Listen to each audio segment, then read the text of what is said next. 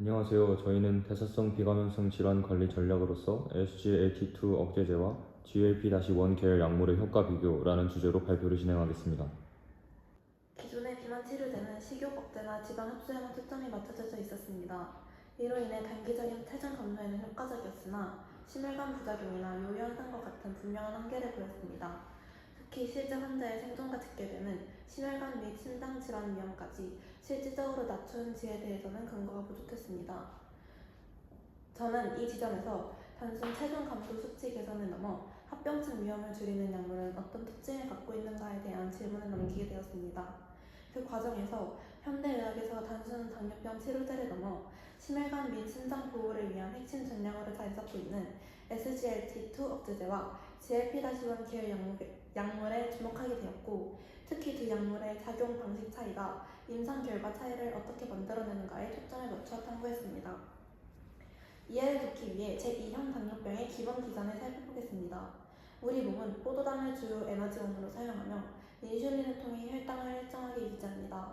하지만 제2형 당뇨병에서는 세포가 인슐린에 제대로 반응하지 않는 인슐린 저항성이 나타나고, 이로 인해 혈당이 지속적으로 높아지며 혈관 손상이 진행됩니다. 이 고혈당 상태는 전신 혈관의 염증과 산화 스트레스를 유발하며, 이는 결국 심부전과 만성 심장 질환이라는 치명적인 결과로 이어지게 됩니다. 오늘 비교할 두 주인공입니다. SGLT2 억제제와 GLP-1 계열 약물은 비슷한 작용 기전을 가진 약물들의 계열, 즉 같은 종류의 약물 그룹을 의미합니다. SGLT2 억제제 계열에서는 심부전 보호 효과를 최초로 입증한 엠파글리플로진을, GLP-1 계열에서는 최근 비만 및 심혈관 혜택으로 가장 주목받는 세마글루타이드를 대표 약제로 설정하여 분석했습니다. 두 약물은 모두 뛰어난 효과를 보이지만 그 작용 방식에는 근본적인 차이가 있습니다. 먼저 SGLT2 억제제인 엠파글리플로진입니다. 이 약물은 심장에서 포도당 제흡수를 막아 소변으로 에너지를 직접 배출합니다. 이때 나트륨과 물이 함께 배출되면서 혈압이 낮아지고 심장의 전후 부하가 즉각적으로 감소합니다. 특히 사구체 압력 감소를 통해 심장 보호 효과까지 나타낼 수 있다는 점에서 저는 이를 배출을 통한 부담을 감소하는 전략이라 정리했습니다. 반면 세마글루타이드는 에너지 유입 자체를 줄이는 전략을 취합니다. 뇌의 시상하부에 적용하여 포만감을 높이고 식욕을 억제하며 위 배출 속도를 늦춰 혈당 상승을 원만하게 만듭니다. 즉, 몸 밖으로 내보내는 방식과 애초에 섭취를 조절하는 방식의 차이라 볼 수 있습니다. 정리하자면 SGLT2 억제제는 혈액적 개선에, GLP-1 계열은 대사적 재구조화의 강점이 있습니다. 이러한 기전의 차이는 실제 임상 결과에서도 흥미로운 차이를 만들어냅니다. 엠파글리플로진의 아웃컴 연구 결과를 보시면 심혈관 사망 위험 38%, 심부전 입원 위험 35%라는 놀라운 감소 효과를 보였습니다.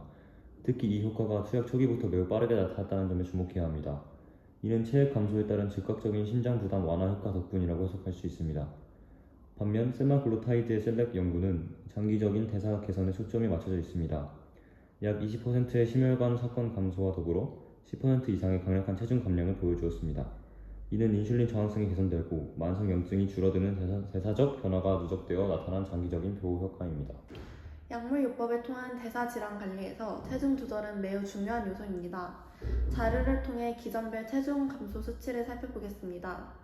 포도당 제흡수를 억제하는 SGLT2 억제제에 비해 포만감을 유도하고 상부 위장관 운동을 조절하는 GLP-1 체중 감소 효능이 더욱 강력하게 나타납니다.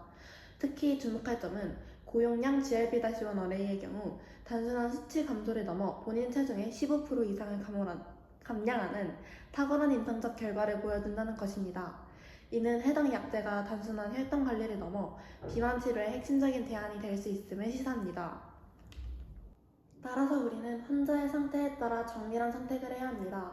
예를 들어 이미 심부전이나 심장질환 위험이 높은 환자에게는 SGLT2 억제제가, 비만이나 강력한 혈당 조절이 필요한 환자에게는 GLP-1 계열이 더 효과적인 선택이 될 수 있습니다.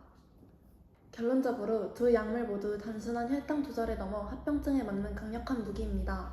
하지만 에너지 배출과 유입 억제라는 서로 다른 기점임을 파악해야 효과의 발현 속도와 임상적 적용 대상의 차이로 이어집니다. 따라서 향후 대사성 질환 치료에서는 단일 약물의 효과를 비교하는 것을 넘어 환자의 병태 생리적 특징에 맞추어 약물의 기전을 선택하는 정밀 치료 전략이 중요해질 것이라 생각합니다. 이상으로 발표를 마치겠습니다. 경청해 주셔서 감사합니다.